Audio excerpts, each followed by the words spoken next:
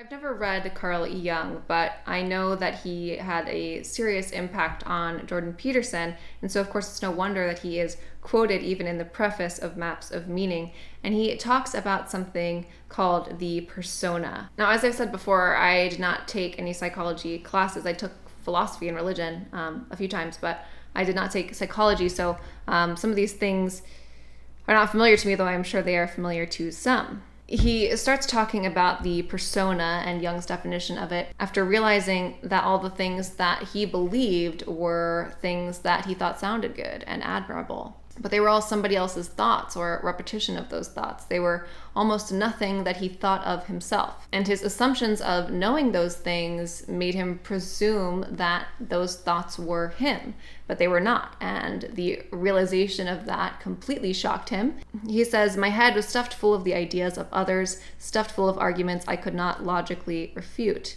He credits Jung with helping him understand the experience he was having here, which was the mask, the persona that gives you a feigned individuality, which allows each of us and those around us to believe that we are authentic. This is definitely one of the struggles in Peterson's own journey, and part of what led him to talk about so much of what he does talk about now and his help of others. He says, "It became obvious to me at that moment that I had not developed any understanding of myself or of others, and everything that he had once believed about the nature of society and himself had proved false, and the world had suddenly gone insane, and he was frightened, truly frightened by this experience, these revelations that he was having. And he has been trying ever since to understand his own capacity and the human capacity for evil.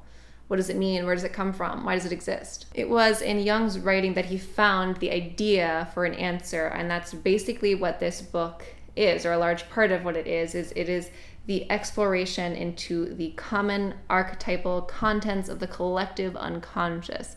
And that sounded like a really complicated set of words, and that's because it is. But basically what we're trying to get at here is that there must be some sort of archetypal content in all of us that might portray a goodness and an evilness. And then the only way we can truly study those is, perhaps not the only way, but certainly one of the ways we can study that is by the comparison of myth in our own religious and belief histories, which we have more access to now than we ever have before.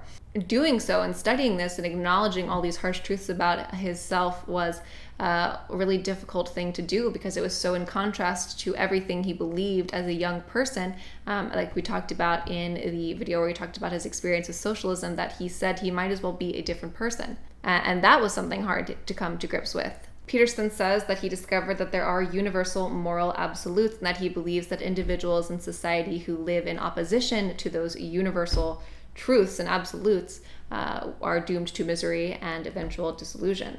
This is Peterson's greatest work, is his study and his attempt at defining these absolutes and the correlations between myth and belief and how that guides our actions. That's exactly what this book is about. It is very dense, it is very intense.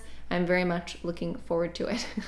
Hi, thanks for watching part of my ongoing series as I continue to read Jordan Peterson's textbook, Maps of Meaning. If you want more content like this, be sure to check out the full playlist linked below. If you enjoyed the video, I hope you'll leave a like and a comment below. And if you're new here and you haven't subscribed yet, then go ahead, press that subscribe button, and I will see you on the next one. Thanks for watching. Bye, guys.